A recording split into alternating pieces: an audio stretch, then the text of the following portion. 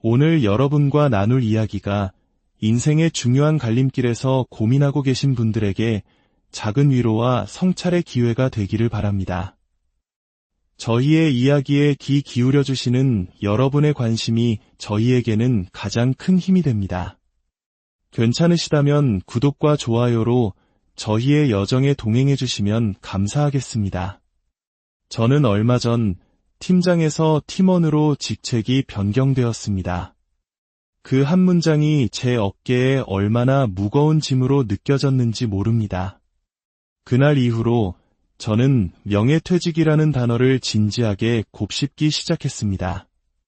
하지만 최근 다녀온 싱가포르와 말레이시아 여행에서 어쩌면 그 해답의 실마리를 찾았는지도 모르겠습니다. 명예퇴직, 희망퇴직, 구조조정. 우리 사회의 40대, 50대 직장인이라면 신문기사에서 혹은 바로 옆자리 동료의 이야기에서 한 번쯤은 들어보셨을 겁니다. 어쩌면 지금 이 순간에도 그 칼날 위에서 이태로운 하루를 보내고 계신 분들도 있겠지요.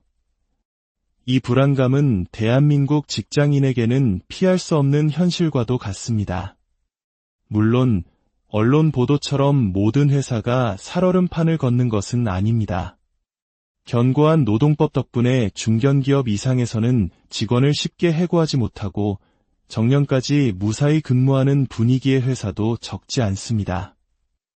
통계에 따르면 대기업 종사자 중 구조조정으로 회사를 떠나는 경우는 약 20% 정도라고 하니 생각보다는 많지 않은 숫자일 수도 있습니다.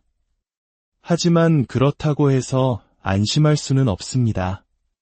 직장인이라는 신분은 공무원처럼 소위 철밥통이 아니기에 우리는 언제든 비자발적 퇴사라는 위험을 안고 살아갑니다.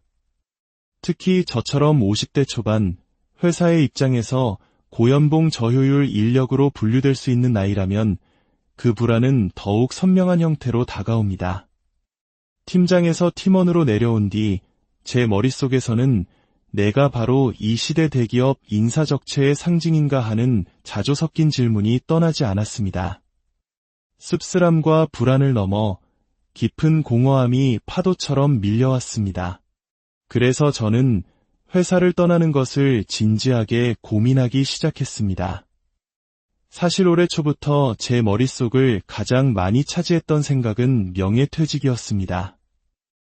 앞으로 1년 안에 모든 준비를 마치고 은퇴하겠다는 구체적인 목표까지 세웠습니다.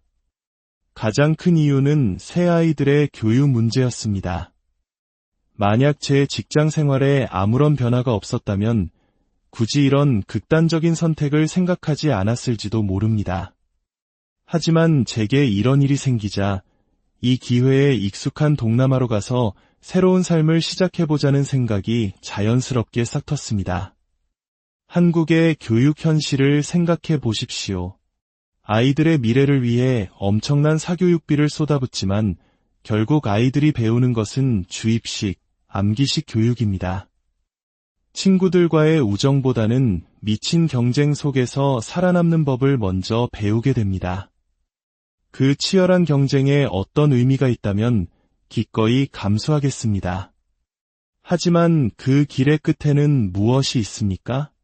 명문대 진학은 여전히 바늘구멍이고 어렵게 상위권 대학에 들어가더라도 취업이라는 더 좁은 문이 기다리고 있습니다. 현업에 있는 아빠로서 저는 이 현실을 누구보다 잘 알고 있습니다. 그래서 제 아이들만큼은 그 길을 걷게 하고 싶지 않았습니다. 얼마 전 올해로 70이 되신 퇴직 선배님과 대화할 기회가 있었습니다. 저는 그분께 이렇게 여쭈었습니다. 사장님, 같은 돈이 있다면 아이에게 현금이나 아파트로 물려주는 게 나을까요? 아니면 그 돈으로 아이들 공부를 끝까지 시키는 게 맞을까요? 저는 당연히 돈이라는 답을 예상했습니다. 하지만 선배님께서는 망설임 없이 말씀하셨습니다. 당연히 자녀 교육이지. 고기를 잡아주는 게 아니라 고기를 잡는 법을 가르쳐야지. 그냥 고기를 주면 금방 다 먹어치우고는 또 달라고 계속 부모를 괴롭히는 법이야. 요즘 아이들은 부모 품에서 쉽게 독립을 못해. 부모 마음고생은 물론이고 실질적인 경제적 지원이 끝도 없이 이어진다고. 사회에서 제 몫을 다하는 온전한 성인으로 키워내는 것, 그것이야말로 최고의 재테크고 가장 성공적인 노후 대비라네. 그 말씀이 제 가슴에 깊이 박혔습니다. 학령기 아이들을 둔 아빠로서 자산 계획에서 교육 투자가 얼마나 중요한지 다시금 깨닫게 된 순간이었습니다. 그래서 결심했습니다. 아이들에게 한국이라는 무대 외에 또 다른 가능성의 문을 열어주자. 그때부터 저는 명예퇴직 이후의 시나리오를 본격적으로 그리기 시작했습니다. 생활 기반은 물가가 저렴한 말레이시아에 두고 아이들 대학은 교육 수준이 높은 홍콩과 싱가포르를 우선적으로 고려했습니다. 물론 경제적 제약만 없다면 유학과 장기적인 취업까지 고려했을 때 1순위는 단연 미국일 겁니다. 하지만 현재 제 상황에서 미국은 너무나 큰 부담이었습니다. 그래서 보다 현실적인 대안으로 아시아권 국가들을 고민하게 된 것입니다. 제가 해외 대학을 고민하는 가장 큰 이유는 결국 취업 때문입니다. 아이들에게 국내와 국외 두 가지 선택지를 모두 주고 싶었습니다. 제가 젊었을 때라고 취업이 쉬웠던 것은 아니지만 그래도 그때는 노력하면 길이 열리던 시절이었습니다. 하지만 지금은 대기업 공채마저 사라지고 있는 시대입니다. 우리 아이들이 겪어야 할 어려움을 생각하면 가슴이 답답해집니다. 부모로서 가능하다면 좁은 문 앞에서 줄을 서게 하기보다 더 넓은 세상에서 기회를 찾을 수 있도록 돕고 싶습니다. 새 아이들이 성공적으로 독립만 해준다면 저의 노후는 훨씬 가벼워질 테니까요. 이런 생각들을 품고 저는 최근 말레이시아와 싱가포르로 떠났습니다. 7년 만의 방문이라 많은 것이 변해 있었습니다. 그런데 이번 여행은 제 생각에 예상치 못한 변화를 가져왔습니다. 여행을 떠나기 전 저는 마음속으로 70% 정도는 퇴직 쪽으로 결심을 굳힌 상태였습니다.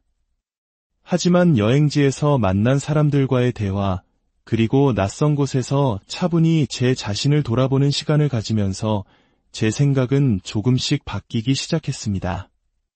혹시 내가 낮아진 자존감 때문에 도망치듯 명퇴를 고민했던 건 아닐까?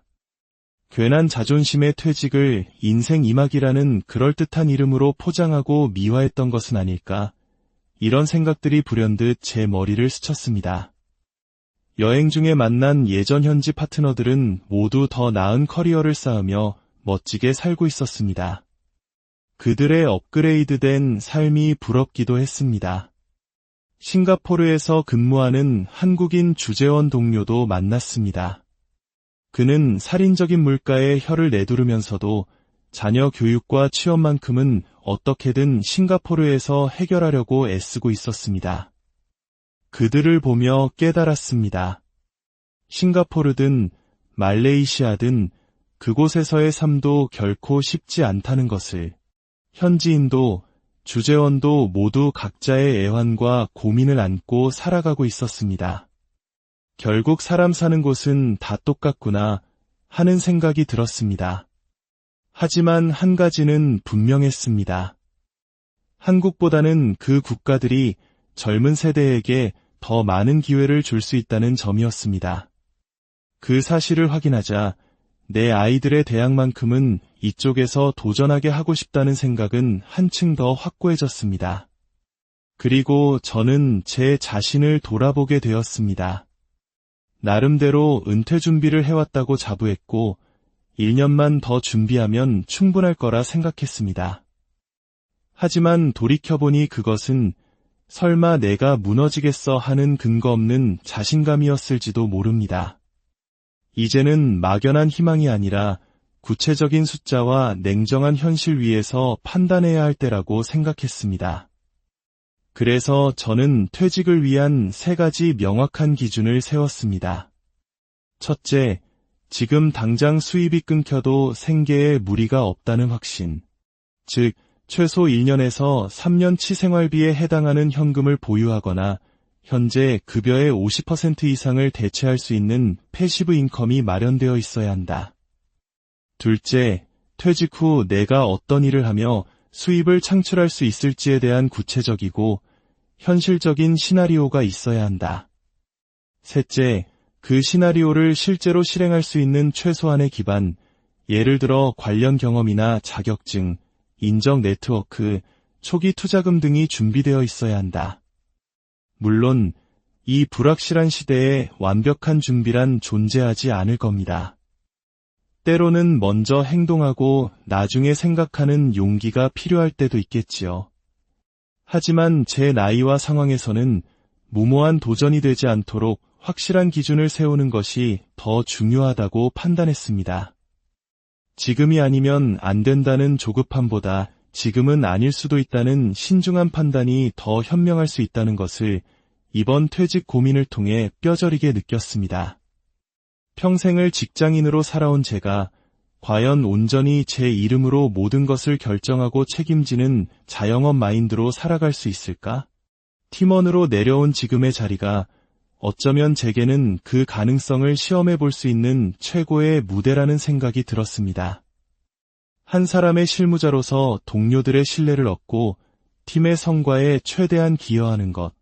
여기서부터 저 자신을 테스트하는 과정이 언젠가 조직 밖에서 제 이름으로 당당히 설 수 있는 가장 현실적인 훈련이 될 것이라 믿습니다. 결론적으로 저는 당분간 퇴직을 보류하기로 했습니다. 지금의 직장을 유지하면서 은퇴 이후를 더욱 철저히 준비하려 합니다. 자산을 더 탄탄하게 만들고 퇴직 후에 현금 흐름을 만드는 데 집중하는 것. 그것이 지금 제게 가장 현실적인 선택입니다. 많은 분들이 조언해 주셨던 것처럼 어쩌면 지금이 월급이라는 안정적인 수입으로 자산을 불릴 수 있는 마지막 기회일지도 모릅니다. 새로운 일을 찾기보다 지금의 위치에서 재정을 안정시키는 것이 우선이라는 그 현실적인 조언들이 결국 저의 결정을 바로 세우는 결정적인 계기가 되었습니다. 여러분이라면 어떻게 하시겠습니까? 안정적인 자리에서 조금 더 기회를 엿보며 준비하시겠습니까?